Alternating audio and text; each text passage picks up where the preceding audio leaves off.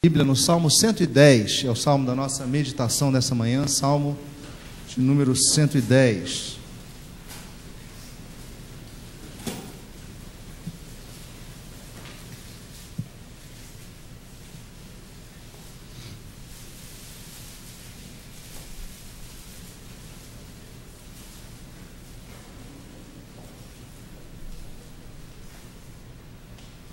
Vamos ler de forma conjunta, em uníssono, ok? Vamos lá. Disse o Senhor ao meu Senhor: assenta-te à minha direita, até que eu ponha os teus inimigos debaixo dos teus pés. O Senhor enviará de Sião o cetro do seu poder, dizendo: domina entre os teus inimigos. Apresentar-se-á voluntariamente o teu povo no dia do teu poder, com santos ornamentos, como o orvalho emergindo da aurora, serão os teus jovens. O Senhor jurou e não se arrependerá. Tu és sacerdote para sempre, segundo a ordem de Melquisedeque. O Senhor, à tua direita, no dia da sua ira, esmagará os reis. Ele julga entre as nações, enche-as de cadáveres, esmagará cabeças por toda a terra, de caminho bebe na torrente e passa de cabeça erguida. Vamos orar. Senhor, que ao meditarmos nessa palavra, o Teu Espírito possa falar conosco nesta manhã, Senhor, e possamos sair daqui com os nossos corações firmados nas verdades da Tua palavra. Que o Senhor, através do Teu Espírito, possa nos conduzir no entendimento da Tua palavra nesta manhã. Que o Senhor possa falar conosco, que possamos, ó Deus, construir em nós verdades sobre as quais andaremos, verdades que nos trarão esperança, paz e fé. Ó Deus, ajuda-nos na nossa limitação e que o Senhor possa usar-me apenas como um instrumento. Que toda honra, toda glória seja ao Teu santo nome. É o que nós oramos agora, em nome de Jesus. Amém. Podem assentar-se.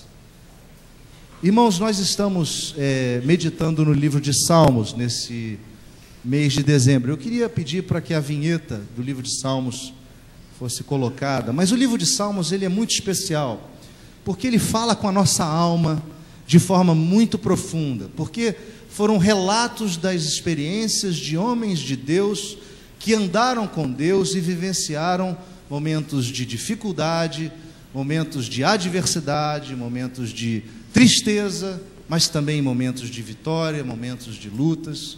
Portanto, é um texto, é um livro que fala conosco através de muitas verdades. Prestem atenção nesses textos que a gente coloca.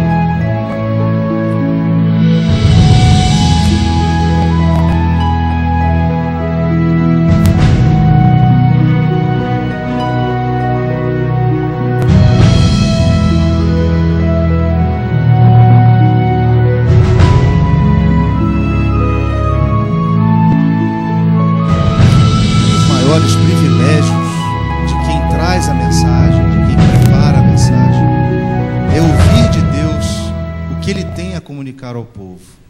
E só quem passa por essa situação consegue discernir o que eu estou dizendo aqui.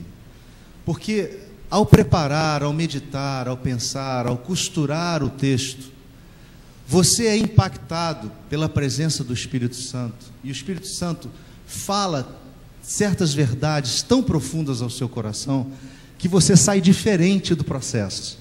É uma experiência espetacular, e eu queria desafiar a você que me ouve: faça isso, busque a Deus, leia as Escrituras, pesquise, medite, vá de texto a texto, tente entender, pesquise, mergulhe, vá fundo, porque Deus tem grandes verdades a dizer a você. E esse texto, meus irmãos, é um dos textos mais impressionantes das Escrituras Sagradas.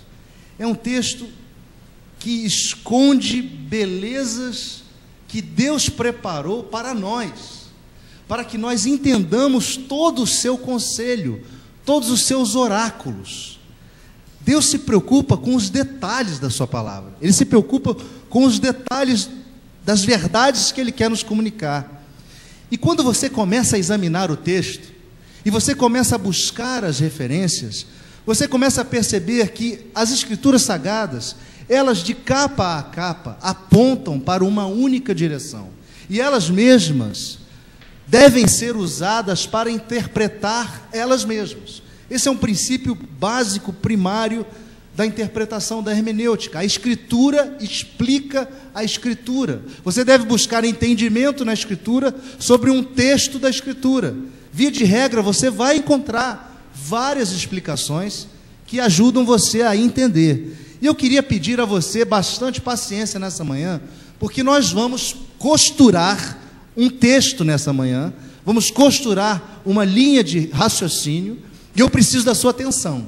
Nós vamos passar por vários textos, eu preciso que você me acompanhe, tenha paciência e faça uso das Escrituras. Você que visita, procure alguém se você ainda não é cristão ou não está acostumado com a Bíblia, procure alguém do teu lado para tentar achar o livro e a gente poder avançar. Queridos, o Antigo Testamento, ele fala de coisas que viriam a acontecer num futuro. Ele não só fala da história do povo hebreu, como também aponta para coisas do futuro. E ele usa figuras de linguagem, ele usa tipologias, que ao ler apenas o Antigo Testamento, você não consegue entender.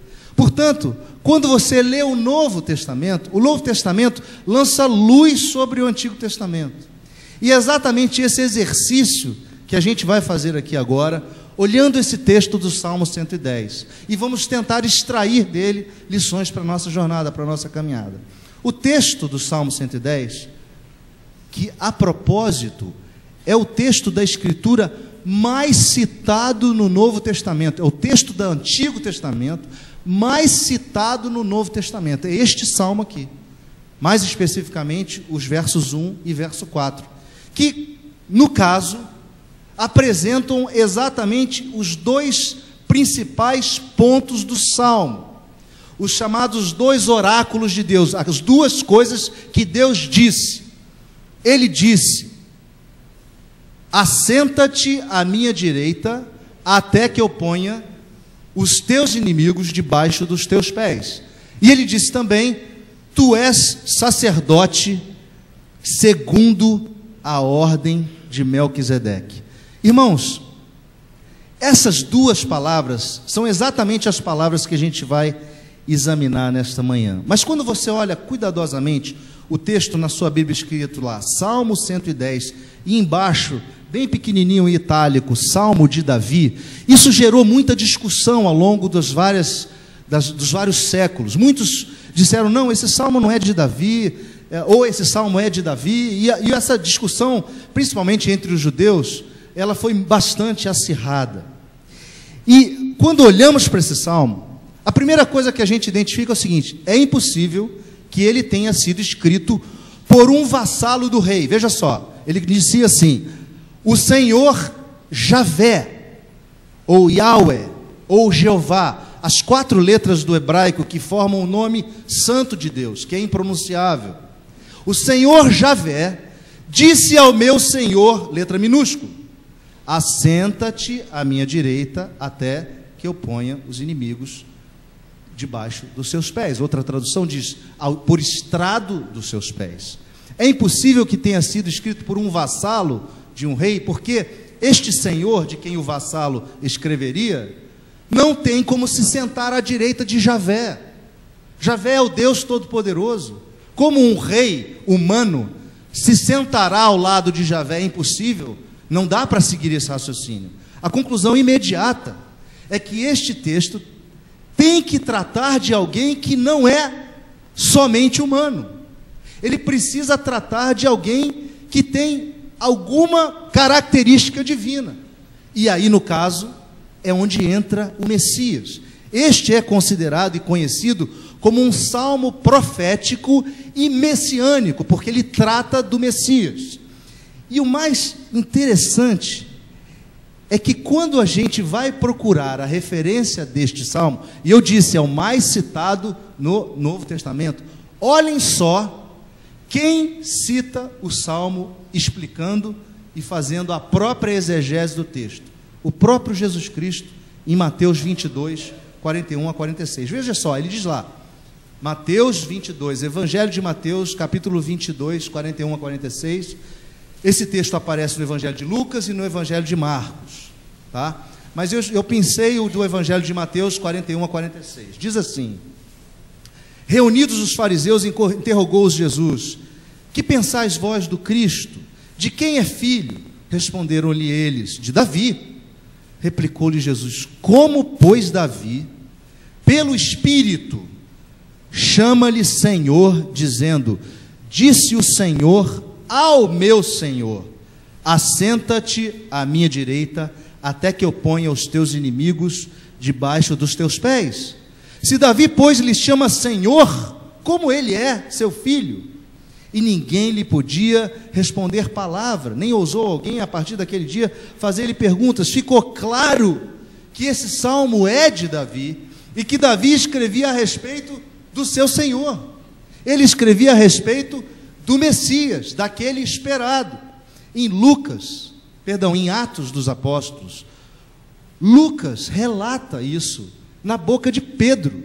Pedro, no dia de Pentecostes, quando o Espírito desceu e se manifestou na cidade de Jerusalém, Pedro foi adiante daquele povo todo e disse o seguinte: a este Jesus, Atos 2, 32 a 36, a este Jesus, Deus ressuscitou, do que todos nós somos testemunhas, exaltado, pois, à destra de Deus, tendo recebido do Pai a promessa do Espírito Santo, derramou isso que vedes e ouvis, porque Davi não subiu aos céus, mas ele mesmo declara: disse o Senhor ao meu Senhor: assenta-te à minha direita, até que eu ponha os teus inimigos, por estrado dos teus pés. Esteja absolutamente certa, pois, toda a casa de Israel, de que a este Jesus que vós crucificastes, Deus o fez Senhor e Cristo.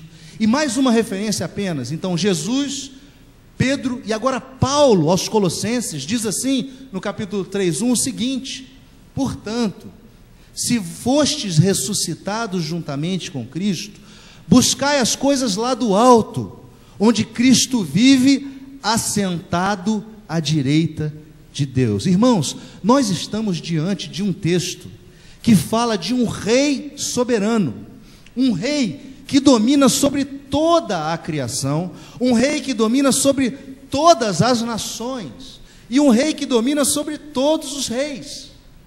O próprio apóstolo Paulo, falando deste rei, ou deste Cristo, Cristo é a palavra grega para Messias, ou ungido, né? Ele disse lá em Efésios, no capítulo 1, verso 20 e 22, o seguinte: o poder de Deus foi exercido em Cristo, ressuscitando-o dentre os mortos, e fazendo-o sentar à direita nos lugares celestiais. Olha só, acima de todo principado e potestade e poder e domínio, e de todo o nome que se possa referir, não só no presente século, mas também no vindouro, e pôs todas as coisas debaixo dos pés, e para ser o cabeça sobre todas as coisas, o deu à igreja. Jesus está na situação de rei soberano, colocado pelo próprio Deus, na posição de soberania, na posição de domínio, na posição de controle, na posição de governo. Isaías disse: o governo estará sobre os seus ombros, e seu nome será Maravilhoso Conselheiro, Deus Forte, Pai da Eternidade, Príncipe da Paz. Foi o que lemos em Isaías 9. O governo está sobre os seus ombros. Então, este rei, assentado à direita de Javé, é o próprio Cristo. Paulo, escrevendo também aos Colossenses, no capítulo 1, versos 13 a 20, diz que este Cristo nos libertou do império das trevas e nos transportou para o reino do Filho do seu amor, no qual temos a redenção, a remissão dos pecados. Ele é a imagem do Deus invisível, o primogênito de toda a criação, pois nele foram criadas todas as coisas, nos céus e sobre a terra, as visíveis, as invisíveis, sejam tronos, sejam soberanias, quer principados, quer potestades, tudo foi criado por meio dele e para ele, e ele é antes de todas as coisas, nele tudo subsiste, ele é o cabeça do corpo da igreja, ele é o princípio, o primogênito de entre os mortos, para em todas as coisas ter a primazia, porque aprove a Deus que nele residisse toda a plenitude, e havendo feito a paz pelo sangue da sua cruz, por meio dele, reconciliasse consigo mesmo todas as coisas, quer sobre a terra, quer sobre os céus. Jesus Cristo, esse Rei soberano, é o único que tem o poder de libertar do império das trevas. Ele foi lá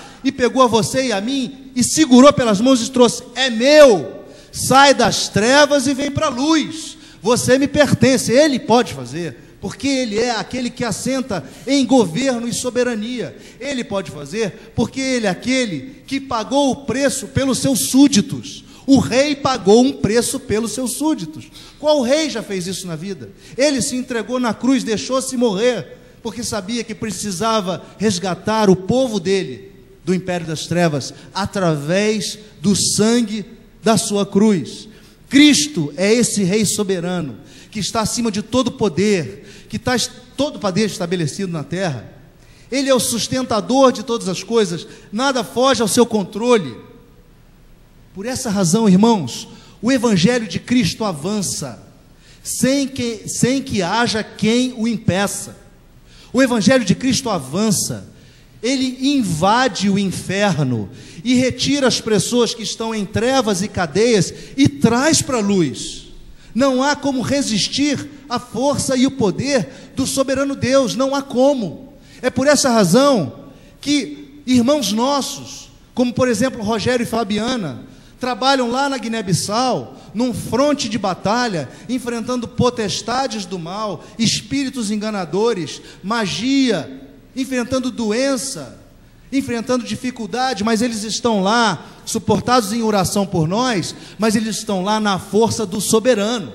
Eles estão lá porque eles sabem que o império das trevas não pode subsistir. Eles estão lá porque eles sabem que o império das trevas não vai segurar, não vai resistir o avanço do Evangelho. Eles estão lá porque eles estão invadindo as portas do inferno e resgatando aqueles que pertencem ao Senhor.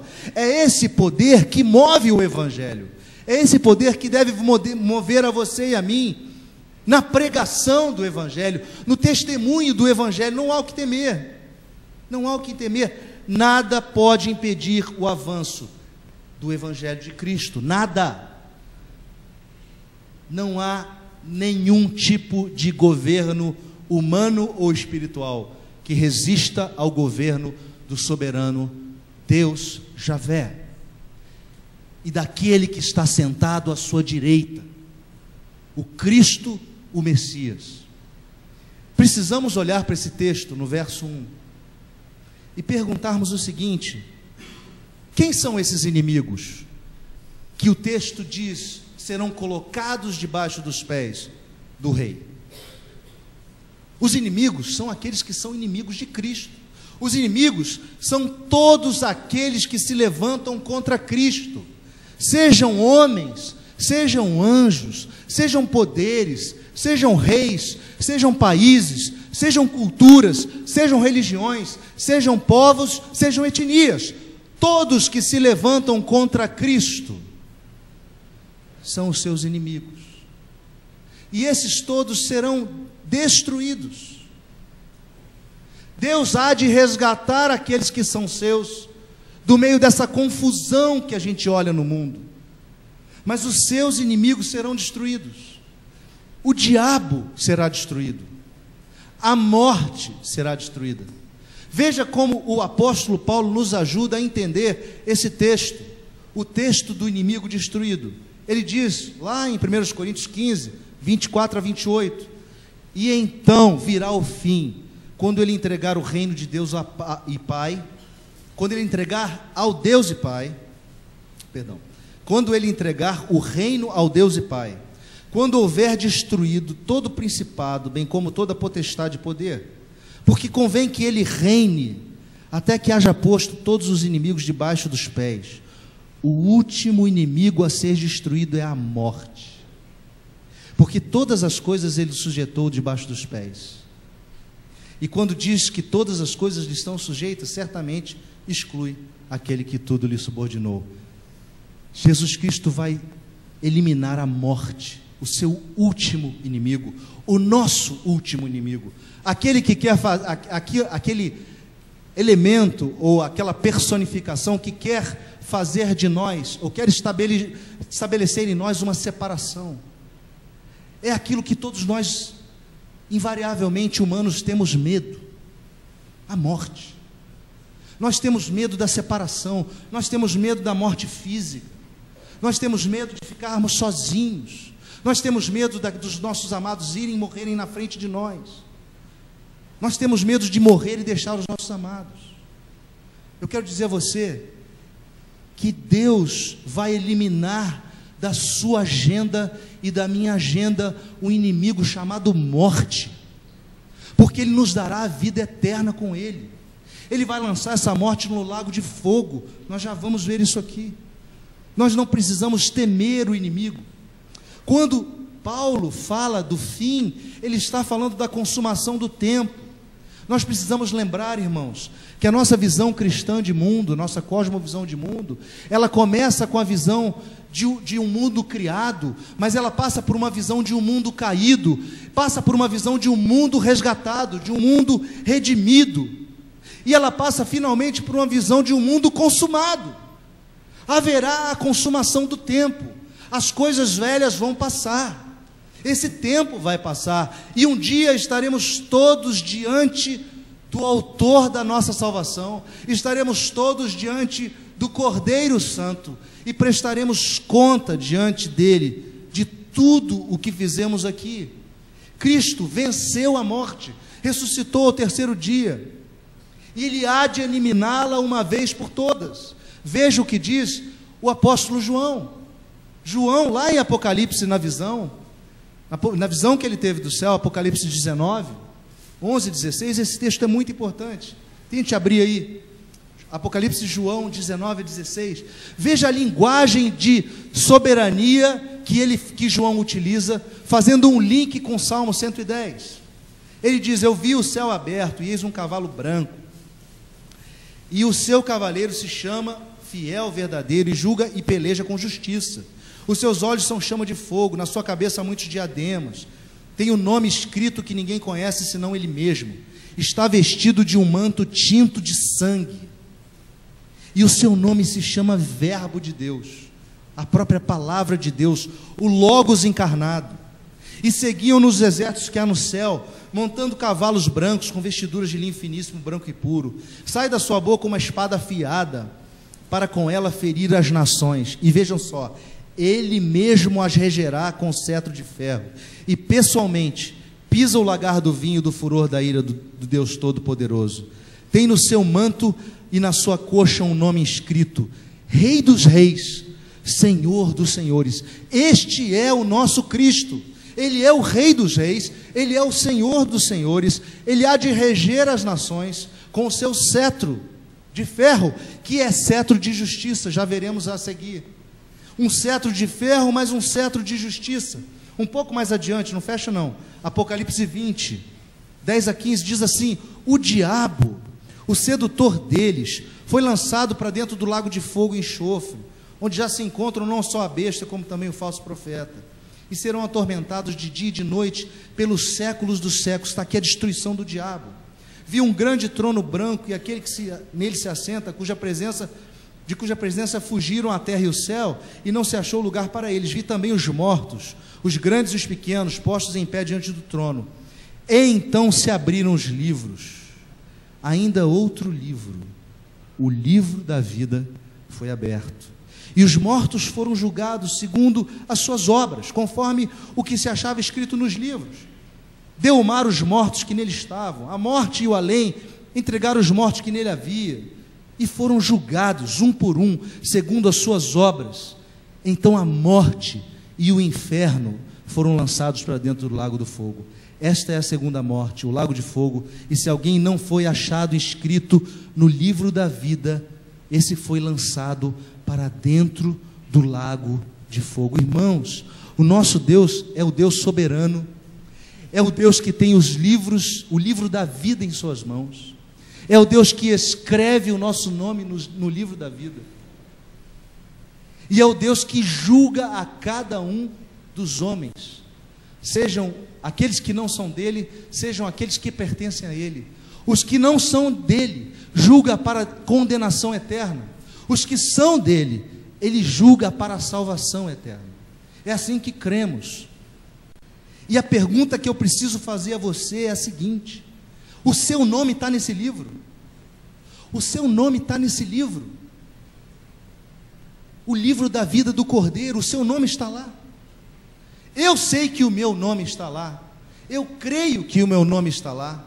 Isso não é uma arrogância da minha parte, mas eu posso dizer a você que se você crê como eu, o seu nome lá está também. Porque se você crê que Deus encarnou-se em Jesus Cristo, que Ele viveu aqui entre nós uma vida sem pecado, se você crê que Ele morreu na cruz, que Ele ressuscitou ao terceiro dia para nos dar a redenção, a vida eterna, o seu nome está lá. O seu nome está lá, o meu nome está lá. Se nós cremos nisso, queridos, nós seremos julgados para a vida eterna. Essa pergunta precisa ser respondida no seu coração. Você tem certeza que o seu nome está lá? Se você não tem, peça a Deus certeza. Se você não tem, peça a Deus: clareia meu coração, clareia minha mente, restaura a minha vida, me dá vida, porque eu estou morto, eu estou com o coração morto, eu não entendi nada disso ainda. Peça a Deus.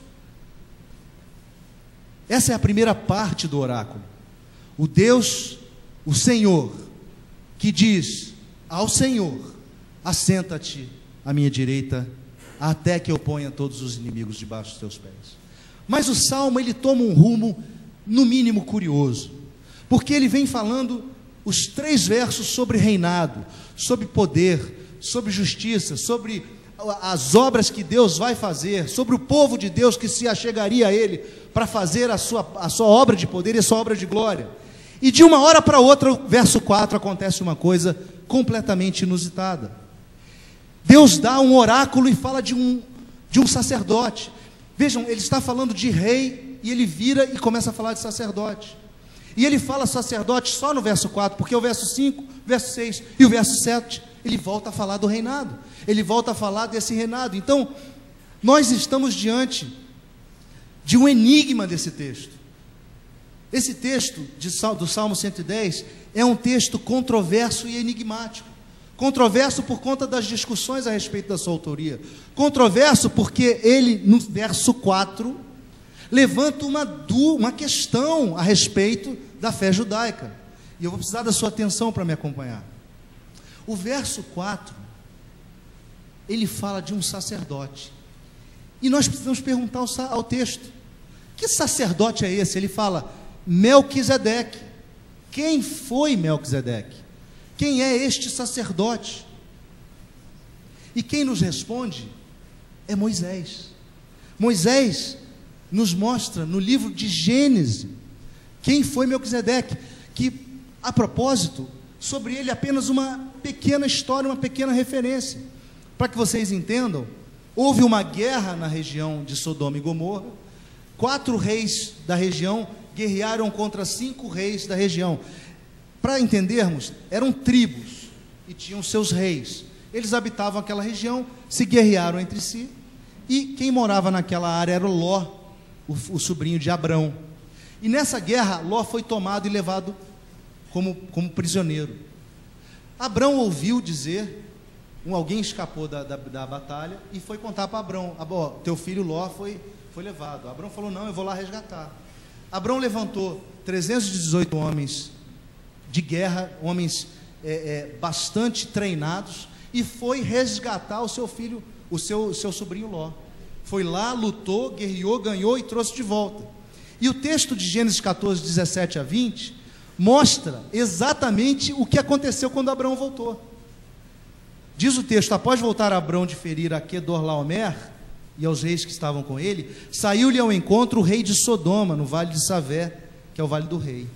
Aí vejam só, Melquisedeque, rei de Salém, trouxe pão e vinho, era sacerdote do Deus Altíssimo.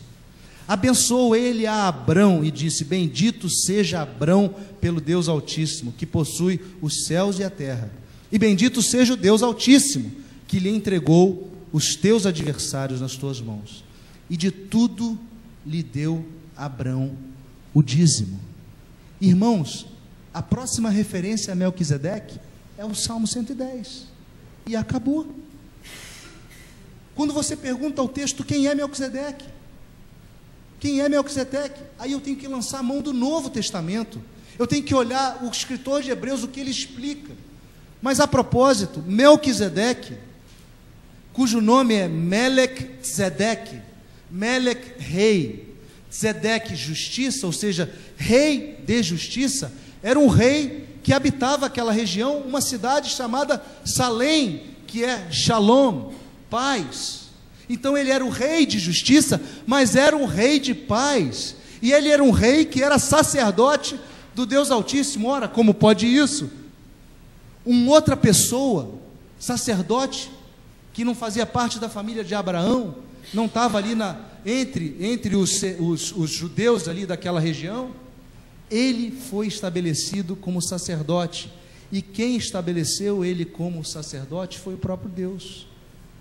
E o mais curioso é que o Salmo diz deste Messias, que o Messias é um sacerdote da ordem de Melquisedeque. E aí precisamos atenção aqui, porque vejam só, Abraão viveu no ano 2000 aproximadamente antes de Cristo. Davi viveu no ano 1000 antes de Cristo. Ok? A lei sacerdotal foi escrita em 1500 antes de Cristo. E ela estabeleceu, em Números 8, que somente sacerdotes seriam levantados de uma tribo chamada Levi, sacerdócio de sangue, que são hoje os chamados Cohen. Algum Cohen entre nós? Esse Cohen, se tem algum Cohen entre nós, ele é da família dos Kohanim, que são os sacerdotes, que é o nome judaico para sacerdote.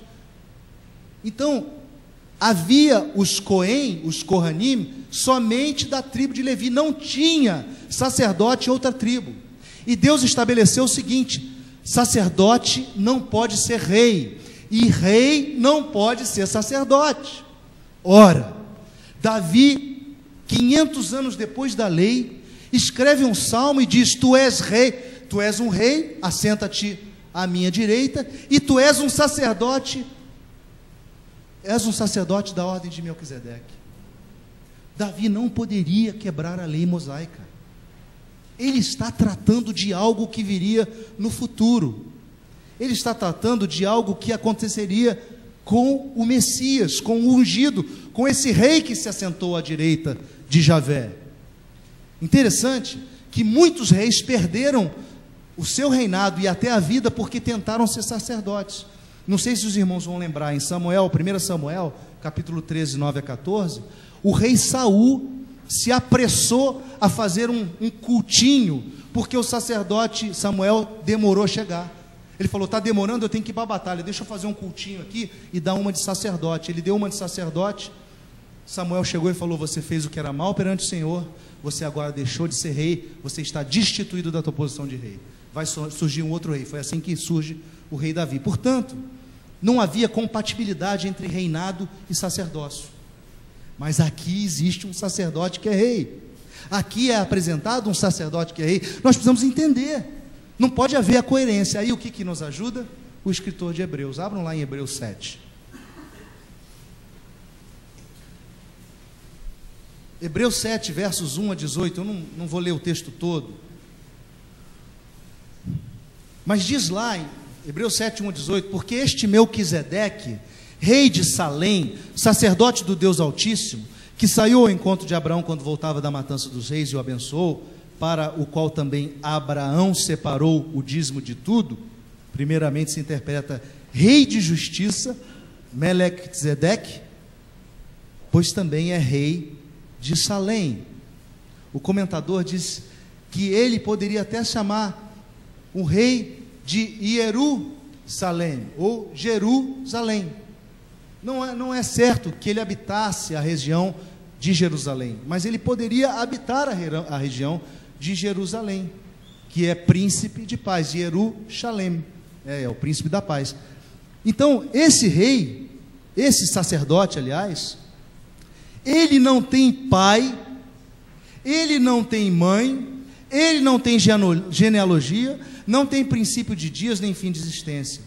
Entretanto, é feito semelhante ao Filho de Deus. Permanece sacerdote perpetuamente. Curioso, um sacerdote não ter o nome do pai, o nome da mãe, o nome da sua linhagem.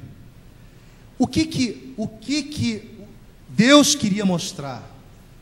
Deus queria mostrar que o sacerdócio levítico não era suficiente para aplacar os pecados do povo e da humanidade. Aquele sacerdote que entrava todo ano para fazer o sacrifício no templo, o sumo sacerdote, ele tinha que entrar todo ano e repetir o sacrifício, repetir o sacrifício, repetir o sacrifício. Mas viria aquele da ordem de Melquisedeque, aquele que não tem genealogia, aquele que, apesar de ter nascido de Maria e José, por obra do Espírito Santo, existia desde a eternidade.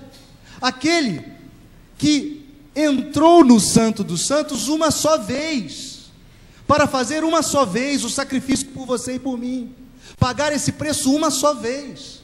O sumo sacerdote Jesus Cristo, que entra e morre na cruz e satisfaz assim a justiça de Deus, o rei de justiça, o rei de paz, o rei que vem e que, como sacerdote, se coloca na posição de cordeiro e é levado à cruz, e seu sangue é derramado, e estabelece a paz pela sua morte e morte de cruz. O que nós aprendemos? Aprendemos que esse Jesus, irmãos, este Messias, ele é o sacerdote perpétuo. Você não está só, você não só faz parte de um reino soberano, cujo rei soberano é o seu rei, que dirige toda a história, dirige todo o movimento das nações, que tem todas as coisas nas suas mãos, e que há de realizar a consumação de todos os tempos, julgando você no final dos seus dias, na eternidade, antes da eternidade.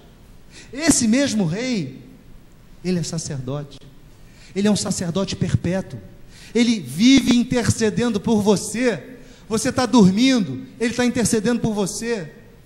Você está trabalhando, ele está intercedendo por você. Você está na aflição, ele está intercedendo por você. Este sacerdote da ordem de Melquisedeque, perpétuo, ele é um sacerdote que vive a interceder por nós, é o nosso advogado, é aquele que vela pelas nossas almas. Jesus Cristo, o Messias, Jesus Cristo, o Salvador, quem celebramos, para quem acendemos as velas. Irmãos, percebam a riqueza do Salmo 110, ele nos diz, ele nos traz a visão de que nós estamos debaixo de um Messias que é rei soberano, e de um Messias que é sacerdote perpétuo, e debaixo dessa verdade eu posso viver, debaixo dessa verdade eu posso fazer meus planos, debaixo dessa verdade eu me submeto ao que Deus tiver em sua providência reservado para mim. Deus é o Deus de toda a providência. Deus providencia aquilo que você necessita, no momento em que você necessita. Ele é o dono de tudo, ele é o dono do ouro, da prata, dos recursos, ele é o dono da saúde, ele é o dono de todas as coisas. Nós só precisamos entender que, como súditos desse reino, nós estamos protegidos, nós somos arrancados do império das trevas e trazidos para o reino do Filho, e agora, como súditos desse reino, estamos protegidos. Você está passando dificuldade, mas você está protegido. Você está passando aflição, mas você está protegida, porque este rei soberano nos protege, e esse sacerdote perpétuo intercede por nós todo o tempo. Ele vela pelas nossas almas, ele é o pastor das nossas almas. Meu irmão, minha irmã, creia nisso, submeta-se a essa verdade, caminhe a sua vida sabendo que o Senhor Deus reina, e que esse reinado é um reinado de justiça, é um reinado de paz. Caminhe crendo que Deus realmente Ele é o maravilhoso conselheiro. Caminhe crendo realmente que Ele é o Deus forte, que Ele é o Pai da eternidade e que vai executar juízo no momento adequado, que Ele é o dono da consumação de todo o tempo. Caminhe e creia que Ele é o príncipe da paz, Ele é o príncipe do shalom que o judeu acredita, que é o shalom do bem-estar geral. Ele é o Deus do bem-estar geral. Deus tem preparado para nós uma vida que vai muito além dessa vida. Se você crê apenas nessa vida, eu lamento dizer, mas você é o mais feliz de todos, mais infeliz de todos os homens ou todas as mulheres, porque essa vida não se resume aqui, essa vida vai além daqui, e ela inicia na consumação do tempo, que a gente leu aqui do relato do apóstolo João em Apocalipse. Irmão, irmã, creia nisso. Você que visita, creia nisso, creia nisso. Sua vida vai dar uma guinada, sua vida vai ter sentido, sua vida vai ter segurança, sua vida vai ter expectativa e sua vida vai ter esperança, porque Ele é o Rei de justiça, porque Ele é o Rei de paz, Ele é o nosso Salvador. Amém? Vamos orar. Senhor, muito obrigado pela Tua palavra, muito obrigado, Senhor, porque ela nos traz vida, nos traz esperança, nos traz força e vigor para continuarmos na nossa jornada. Que o Senhor tenha misericórdia de nós e que em nossos corações esteja enraizada essa verdade de que o Senhor vela por nossas almas, que eu não preciso ter medo, que eu posso acordar o dia seguinte sabendo que eu estou protegido e guardado por Ti. Ó Deus, implanta isso em nossos corações para que as nossas vidas sejam menos estressadas, sejam menos angustiadas, sejam menos, ó Deus, dolorosas. Ó Deus, dá-nos essa convicção, dá-nos essa fé. Fortalece aqueles que estão aqui, que precisam de força, que estão fracos. Levanta-os, anima-os. Ó Deus, e que nós tenhamos essa comunhão e mantenhamos essa comunhão com o Senhor. Porque sabemos que um dia encontraremos contigo e os nossos nomes serão lidos no livro da vida. Nós Te louvamos por esta certeza, por esta fé que o Senhor mesmo colocou em nossos corações e cujo mérito está apenas na pessoa de Jesus Cristo, o Rei eterno e o sacerdote perpétuo. Que possamos viver subordinados a Ele. Dá-nos essa graça, nós Te pedimos em nome dEle, Jesus. Amém.